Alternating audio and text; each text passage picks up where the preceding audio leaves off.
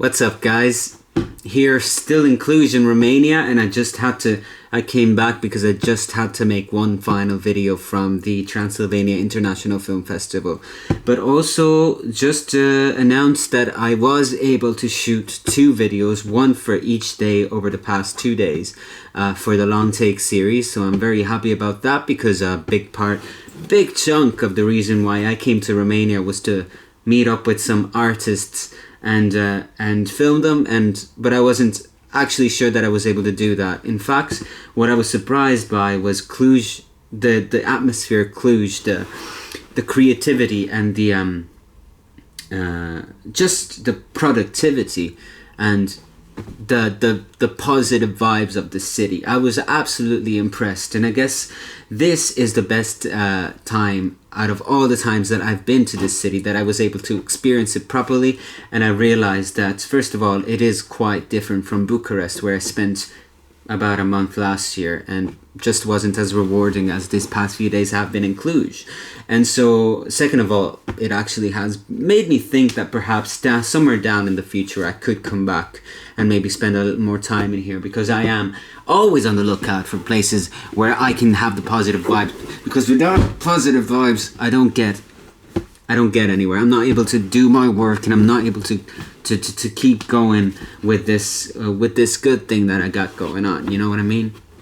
I'm not really sure what the final part of that comment was, but yeah, without further ado, I really just felt like I wanted to do one final video of this series from the Transilvania International Film Festival that so far has been dedicated to some of the highlight films that I watched during the Transilvania International Film Festival at this year's edition, which has finished, and some of my interviews for Fred.fm, Fred Film Radio, have been uploaded on the Fred Film Radio website, which again I say, that is fred.fm/UK. If you want to find them, they're all there. Not all of them yet, but they will be over the next few days from the upload date of this video. So probably by the time most of the people will have watched all of the interviews that I did will be up. And I'm not going to say which ones were my favorites, but I'm going to say that most of them are quite pleasing, and they should be quite interesting to listen to. As usual, I'm ending this short series that I started, and we'll see how it will progress over the next few days. But I think, I will just take a break, because it was just kind of something that I wanted to try. As usual, I'm a bit sweaty because I have been walking a bit around the city a bit, and I'm just back from a night out with a few people that I met, with a few friendly people that I met, and we went for coffee. I didn't go to the award ceremony last night. I couldn't think of anything that would have been more boring. As I mentioned on a previous video, I actually quite enjoy being invited to parties, but not going. But now the best part, that pleasure doesn't work if I'm not invited. So if I'm not invited, I don't get any pleasure out of not going to the party. In order to feel that pleasure, I need to be invited. That's a crucial part of the whole discourse that I'm talking about. If I don't get invited to parties, I'm actually going to consider not going to the festival the next year. So it's kind of a more complex sort of dynamic that it takes for me to enjoy indulging in that particular pleasure, that I definitely renew my invitation for people to kind of get into. So it's been 4 minutes, and I think it's about time that I start talking about the focus that will be this video, and that is the final video that I'm going to be talking about from this year's Transilvania International Film Festival. Another indulgence that I have at film festivals is attending screenings of classics, not contemporary films. And although I have seen quite a fair share of contemporary films at the festival, one of the films that I talk about in the previous movies was an Agnés Varda film called Cleo from 5 to 7. And there are a couple of films that I rank very highly by Varda herself. And one of them is certainly Vagabond, which I hadn't seen for I remember seeing it when I first went to Prague, because it was playing it was in the selection of Mubi at that point. So it was about 5 years ago. I think it was about that, and it's always a film that again has been at the back of my mind, like Cleo from 5 to 7, but it is a quite a different one, and it was made in 1985, I believe. So it's different. It's the work of a filmmaker who's evolved, and it's also the tone of it is quite different. First of all, it's in color, whereas Cleo from 5 to 7, at least, except for the short introduction at the start of that film, is in black and white. So. But Vagabond is another impressive. It is another one of the films by Varda that I think about the most, and I guess it's one of her best, and it's one of the most celebrated. I was happy to catch it in Cinema Victoria. That it is actually the cinema that is right in front of my house. So even though it was an early enough screening, I had no problem making it there, and I loved it. And this was a film that I particularly felt deeply in my heart and in my soul, because even in the way that I remembered it, because of things that it touched, that touched me, and that it deals with. The story is about, very briefly, well, it starts off with a man finding the body of a dead young woman in a field, I think in a shallow grave, or what it looks like to me, but actually it's just I don't know what you call it. It's kind of like a hole in the soil of a field, of a farming field of some sorts, and then from then on, it's more or less an investigation on her death, but it's not really, because what it is like just a depiction of this young woman's final days before her death, and it turns out that she is, as the title suggests, which the title is Vagabond. I'm not sure that I said it earlier. She's a vagabond, so she's a bit of a tramp. She goes from she runs from town to town, and usually these are small French villages in the countryside, and she gets loose jobs here and there that help her feed herself, but she really treasures her freedom over comfort. That's really the best way to put it. And along the way, she meets many people whose remembrances of her, whose words and whose stories of meeting her kind of make up the bulk of the narrative of the film. So, in other words, the film's depiction of this character is almost entirely made up of structured in the way in which these people talk to her. And of course, these people meet her at different points, and they also view her from different perspectives and different points of views, because of their own personalities, or because of just their own encounters that they had with her, or perhaps because she was just a different person in the moment that she met them. But as a result, this film apparently, well, it could be seen as a film that is inconsistent as far as the character development is concerned. In fact, there are many things about this character, whose name is Mona, that which was referred to as Mona, that appear inconsistent. In one of the scenes, her personality is slightly different from the next, or maybe sometimes even more different than you would expect it to be. So it may appear inconsistent, but as the film progresses, you realize that this is perhaps not an accurate depiction of her final days before her death. But it's just it's a depiction that has been constructed by the words that were said about Mona after her death, or at the very least behind her back, because some of the people are not aware. Most of the people in the film are not aware of the fact that by the time they will have spoken about her, she may or may not have died. But we, as the audience, do know that. This is a very important aspect of the film, in fact, and I think not everyone watching it will pick up on it necessarily, is that in fact this is also a film about no matter how much you go looking for freedom, no matter how much you may, as I said, favor freedom over comfort, and live quite uncomfortably, sleep in a tent, sleep rough, meet people here and there, and be as unstable as possible because you just have this desire not to be restrained by anybody.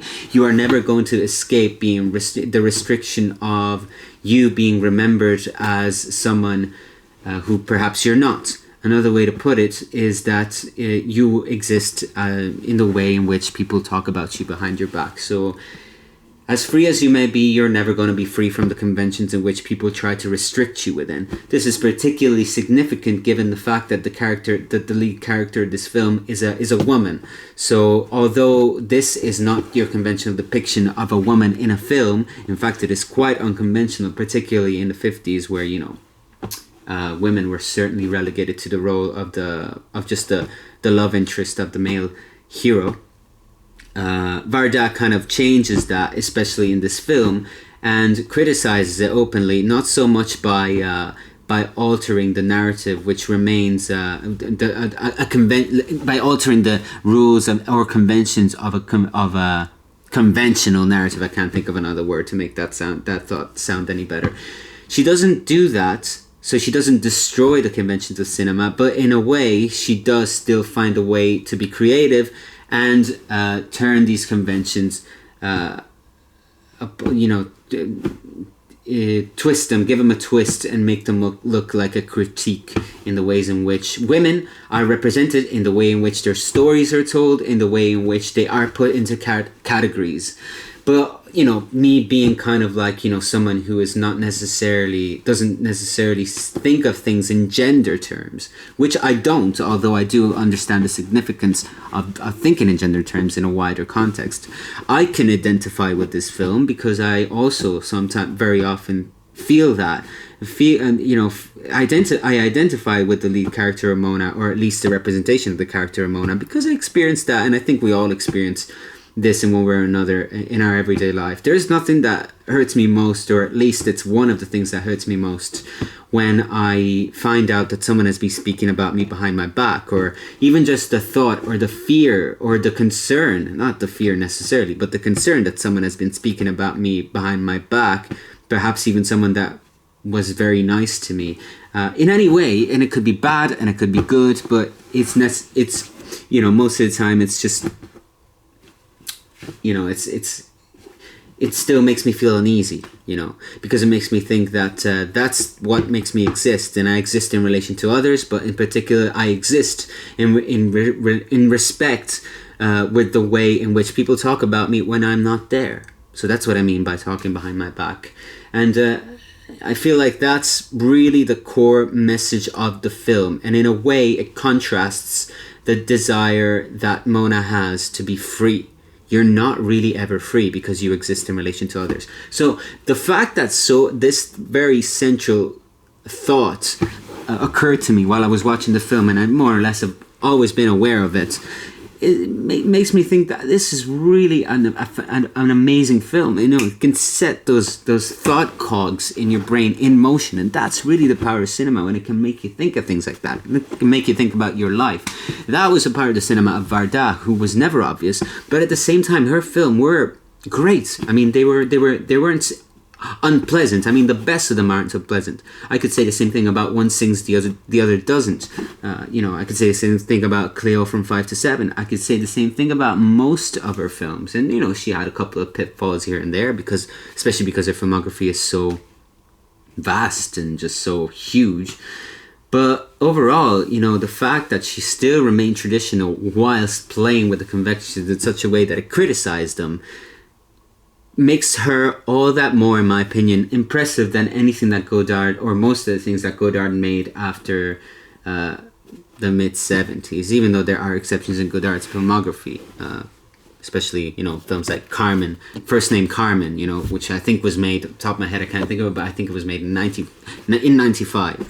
So I just wanted to make sure to end it with a positive note, and I know it just happens to be a Varda film, but I just couldn't not watch another Varda film or end my 2019 experience at the Transilvania International Film Festival this year by missing the opportunity to watch another one of my favorite Varda films, and certainly one that speaks to me in particular. I don't know, I mean, just to complete the little thoughts about this film. Sorry, I'm off the camera because I need to browse something very quickly on Google. I need to Google something. I don't know why I said browse, no one says that. Yeah, I just want to make sure that that I mention her name. I cannot remember the Sandrine Bonnaire. is the main actress in this film, and she's fantastic. You know, especially because even though, you know, because as I mentioned earlier, this is not your typical representation of a female character, especially in any mid 80s film. She also doesn't look. I mean, Bonaire in this film doesn't look like your pretty sort of female lead, conventional female lead. You know, she's one of the characters. In fact, is admits openly that she is scared of her because she finds her so repulsive. She you know, Mona is not a pretty girl. She is dirty. She's got an attitude. She's kind of like a vicious wild animal, you know, and she's not her hair is greasy like mine. Maybe that's why I identify with that. Like I'm also not particularly a clean person, you know. I shower and all, but I just feel like I'm always kind of greasy, you know, sweaty, you know. I'm not necessarily the most desirable person that ever lived, so maybe that's why I identify with her particularly. But it's very exciting to see, especially a woman portrayed in that sense, because you know, I have lots of ideas about this particular topic of representation. And like I said, I'm not particularly someone who promotes the most strict theories of thinking in gender or gender theories, but I do understand the need to have a wide variety of representations. And I also personally know lots of women who are not necessarily like Mona, but you know, you see them on the street and they do exist. And the fact that Varda is brave enough to, and Bonaire with their performance, they're both brave enough to bring this character to life and to have in such a fantastic film, goes to show that they're also unafraid to explore parts of the world that aren't necessarily portrayed, or that aren't necessarily enjoyed by audiences, and they're a little shocking to some viewers. In a sense, I mean, I understand that perceptions of audiences of this film will also rest upon their what's the word I'm looking for? Their I can't think of the word.